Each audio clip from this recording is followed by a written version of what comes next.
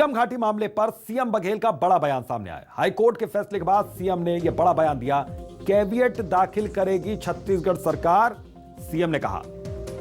तो हाईकोर्ट के फैसले के बाद यह बड़ा फैसला, एक बड़ा ऐलान यहां पर सीएम की ओर से। झीरम घाटी मामले पर सीएम बघेल का बड़ा बयान। हाईकोर्ट के फैसले के बाद सीएम ने यह बड़ा बयान दिया कि कैविएट दाखिल करेगी छत्तीसगढ़ सरकार।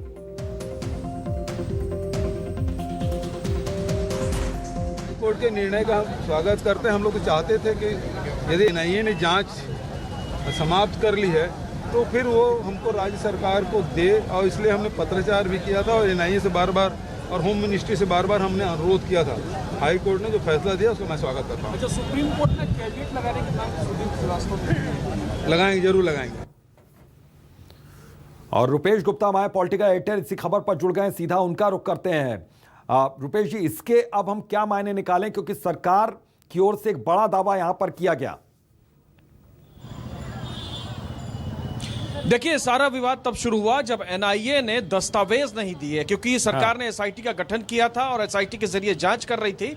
लेकिन सरकार को जब दस्तावेज नहीं मिले, एनआईए ने जो जांच की थी, जो पूछताछ की थी, जो इन्वेस्टिगेशन किया था, उसके बाद यह मामला गर्म हुआ। और इस मसले पर जो एफआईआर करने वाले व्यक्ति हैं जितेंद्र मुदलियार, उन्होंने केस दाखिल किया। और चूंकि इस मसले को लेकर के जब हाईकोर्ट में मसला चला गया, तो इसके बाद विवाद की स्थिति शुरू हो गई। हमारे साथ आरपी सिंह, जो कि कांग्रेस के प्रवक्ता हैं और झीरम मामले में शहीद हुए महेंद्र कर्मा के करीबी माने जाते हैं, उनसे बातचीत करें। इस फैसले को किस तरह से देखते हैं, किस तरह से जो आप लोग जांच करना चाहती है राज्य सरकार, उसमें मदद मिलेगी? देखिए, एनआईए की जो भी जांच हुई थी उसमें साजिश के पहलुओं की जांच नहीं हुई थी, और पहले दिन से हमारा आरोप था कि ये हत्या जो है साजिश के तहत हुई है।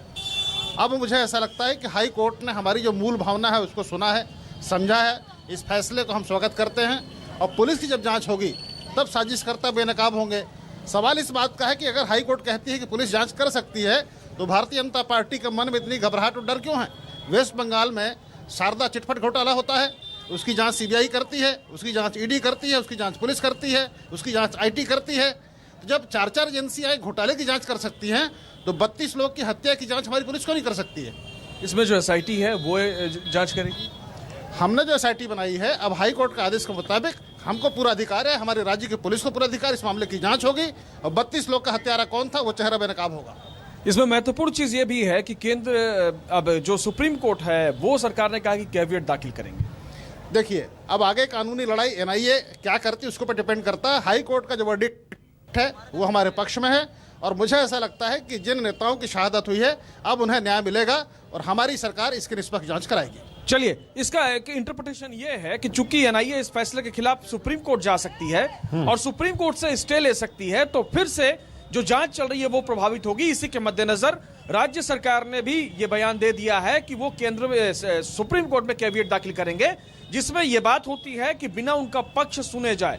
यानी कि अगर एक पक्ष, दूसरा पक्ष कोई याचिका दायर करता है तो उसकी सुनवाई तभी हो जब इस पक्ष को भी सुना जाए, यानी कि राज्य सरकार को सुना जाए। तो एक तरफा जो स्टे होता है, जो प्रक्रिया होती है न्यायालय की, वो नहीं हो पाएगी कैविएट के दाखिल करने से। और मुख्यमंत्री भूपेश बघेल ने जौनपुर में जब हमने उनसे बातचीत की तो साफ तौर से कहा कि इस मसले पर जरूर कैविएट दाखिल करेंगे।